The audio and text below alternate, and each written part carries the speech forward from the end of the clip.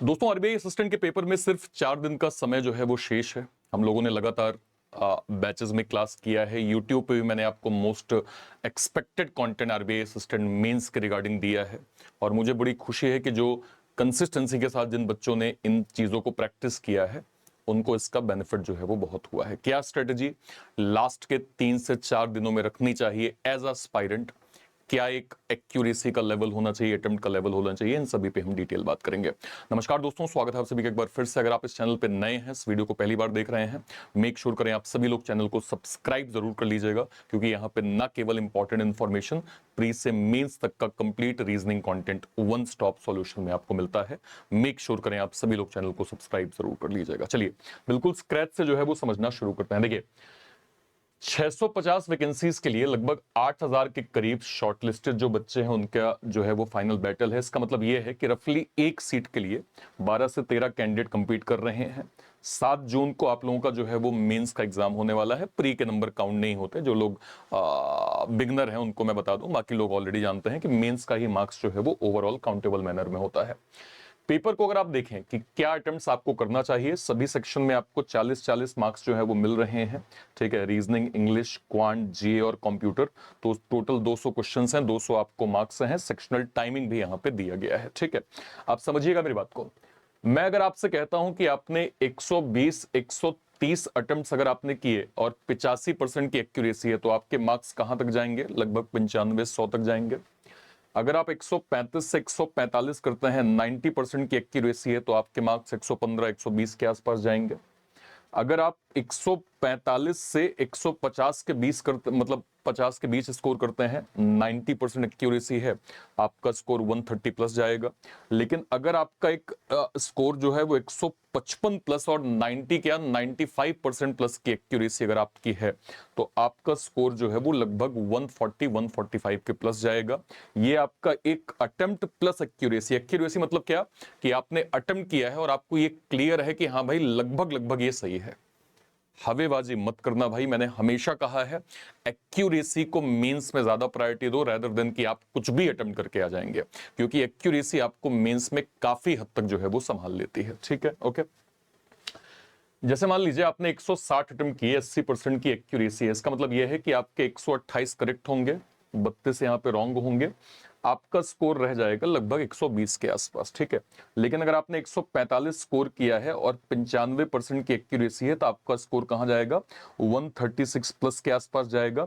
तो एक्यूरेसी हमेशा जो है वो अटेम्प्ट्स को बीट करती है, इसलिए एक्यूरेसी को ज्यादा फोकस करें रेदर देन कि आप कुछ भी अटेम्प्ट जो है वो करके चले आए। ठीक है, ओके। जनरल अवेयरनेस को थोड़ा समझिएगा। ये दोनों सेक्शन मिलाकर पेपर के लगभग 40% का वेटेज कवर करते हैं। ठीक है, इंपॉर्टेंट चीज इसमें जीरो कैलकुलेशन है, कोई भी आपका लेंदी सॉल्विंग प्रोसेस मेथड नहीं है। ठीक है, और इसकी आरओआई बहुत मैक्सिमम है। कंप्यूटर की तो अच्छी खासी होती है।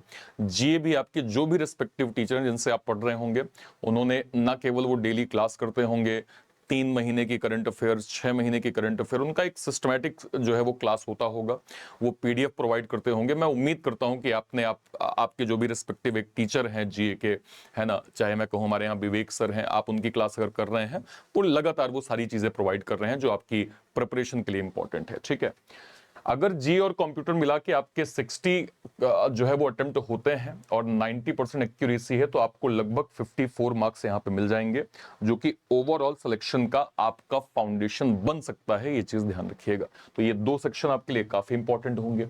इंपॉर्टेंट चीज अगर मैं आरबीआई के मतलब जीए के रिगार्डिंग बोलूं, RBI monetary policy, repo rate, budget, economic survey, banking awareness, government scheme, current affairs, important जो है वो अवार्ड्स या जो है वो इंपॉर्टेंट स्पोर्ट्स, इंटरनेशनल ऑर्गेनाइजेशन। इसके अलावा अगर मैं कंप्यूटर की बात करूं, MS Excel, MS Word, PowerPoint, networking, LAN वैन, cloud computing, AI basics, cyber security, UPI, RTGS, NEFT, ये आपका कंप्लीट कंप्यूटर का जो है वो सिलेबस यहाँ पे हो जाता है। ठीक है, ओके। रीजनिंग की अगर हम बात करें, देखिए बैंकिंग में अगर हम आरबीआई के मेंस में बात करें, तो लगभग 60-70% का वेटेज आपको पजल में देखने को मिलेगा, है ना। चाहे मैं सिटिंग की बात करूं या पजल की बात करूं, आपको अच्छा खासा वेटेज यहां पे देखने को मिलता है। सिलॉक 3 से 5 क्वेश्चन, ब्लड रिलेशन 2 से 3 क्वेश्चन, डायरेक्शन 2 से 3 क्वेश्चन, इनइक्वालिटी 3 से 5 क्वेश्चन और मिसलेनियस के भी लगभग 5 से 7 क्वेश्चन यहां पे आपको रीजनिंग के अंदर मिल जाएंगे। ठीक है, floor puzzle, box puzzle, circular sitting, linear arrangement, है ना, ये वो टॉपिक्स हैं जिनको आपने उम्मीद करते हैं कवर अप कर लिया होगा। अब यहां पे आके कुछ नया पढ़ने की आवश्यकता नहीं है। हम लोगों ने अर्लियर भी आरबीआई असिस्टेंट मेंस पे बात किया था। जब आपको इस तरह की पजल एग्जाम, देखिए आरबीआई असिस्टेंट मेंस बहुत हायर लेवल मेंस पजल नहीं देगा, ठीक है।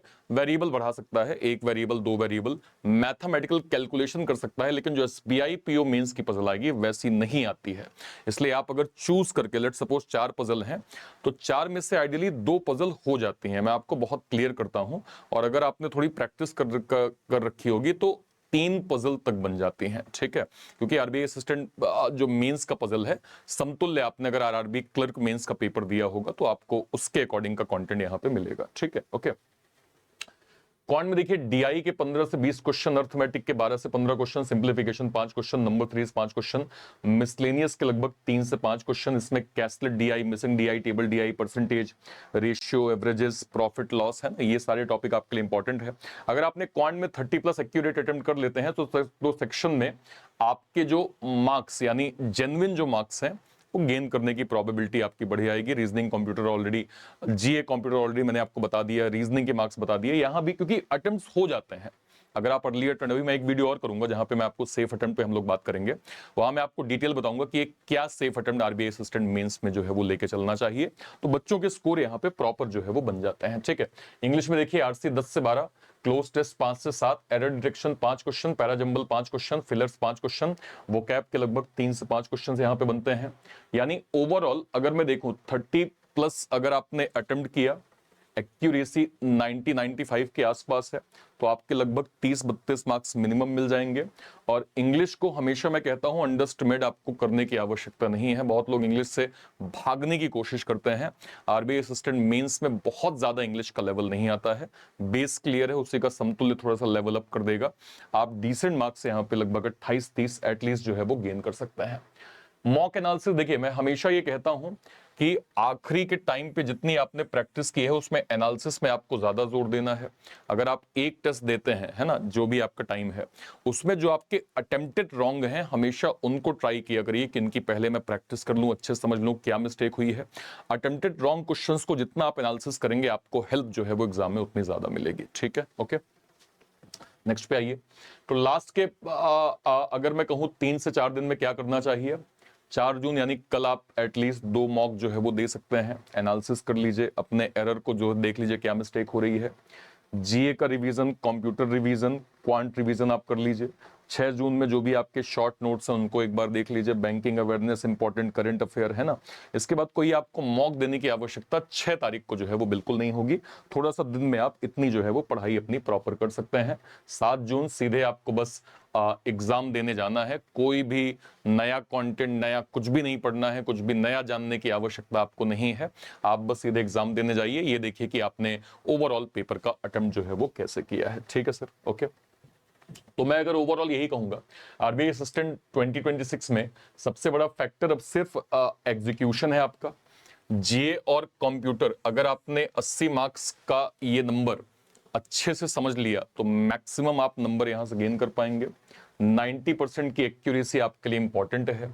मॉक मिस्टेक अगर आप रिपीट नहीं करते तो आपको काफी हेल्प मिलेगी। पैनिक अगर आप अवॉइड करते हैं तो आपको उसमें मदद मिलेगी। और अगर आप इन चीजों को जो है वो समझ लेते हैं तो यस, आपके मार्क्स जो है वो अच्छे खासे गेन जो है वो यहाँ पे एग्जाम में हो सकते हैं। ध्यान रखिएगा 650 वैकेंसी है, लेकिन मेंस के लिए 8000 शॉर्टलिस्ट हुए हैं। फाइनल मेरिट मेंस स्कोर सही बनेगी। स्टेज पे नया पढ़ना नहीं है, बल्कि जो आता है बस उसी को आपको स्कोर अप यहाँ पे करना है। हम एक वीडियो और करेंगे जहां पे सेफ अटेम्प्ट पे मैं डिटेल बात करूंगा कि क्या एक safe attempt as RBI assistant mains में आपको करना चाहिए, जो आपके लिए ट्रेंड के हिसाब से जो है वो हेल्पफुल हो, ठीक है। सारे बच्चे जिन्होंने हालिया कोई आरबीआई असिस्टेंट मेंस का मॉक दिया है, कोई भी ऐसा स्टूडेंट जिनने हालिया आरबीआई असिस्टेंट मेंस का मॉक दिया है, मुझे बताइएगा आपके टोटल स्कोर उसमें कितना बना है, ठीक है।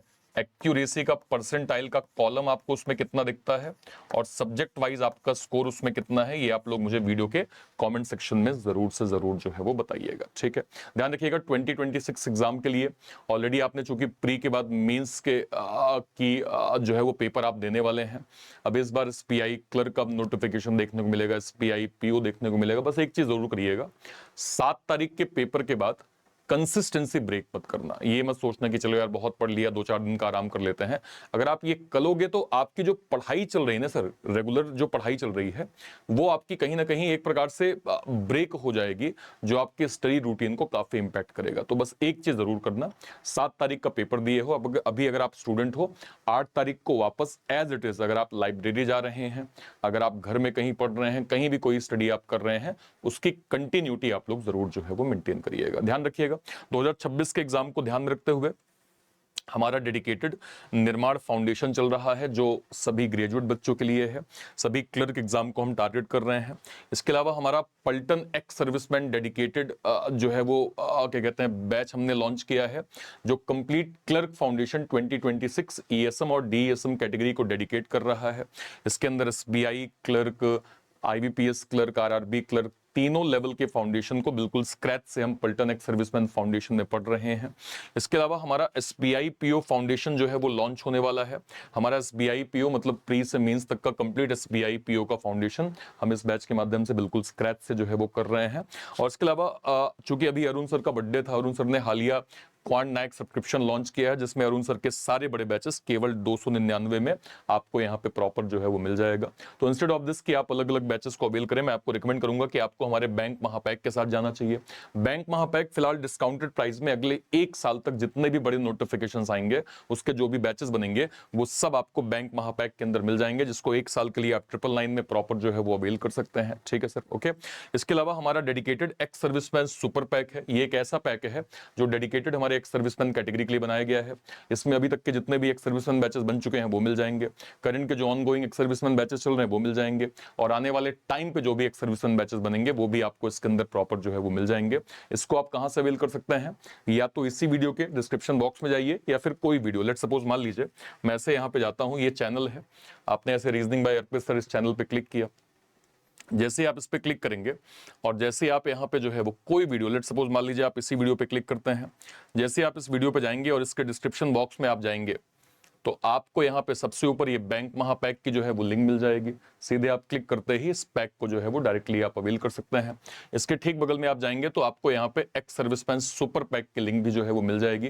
जैसे आप एक्स सर्विसमैन सुपर पैक पे गए, आप बाय नाउ पे जाएंगे, आप बस जैसे मान लीजिए इसी को आपने क्लिक किया, ठीक है, इसको आपने क्लिक किया, बस ये जो दिया गया कोड है इसको हटा के सिंपल आप यूज करेंगे ARPIT, अर्पित, मतलब जैसे आप अर्पित यहाँ पे लिखेंगे आपको मैक्सिमम एडिशनल डिस्काउंट जो है वो एक्स सर्विसमैन सुपर पैक के अंदर प्रॉपर मिल जाएगा। ठीक है सर, ओके।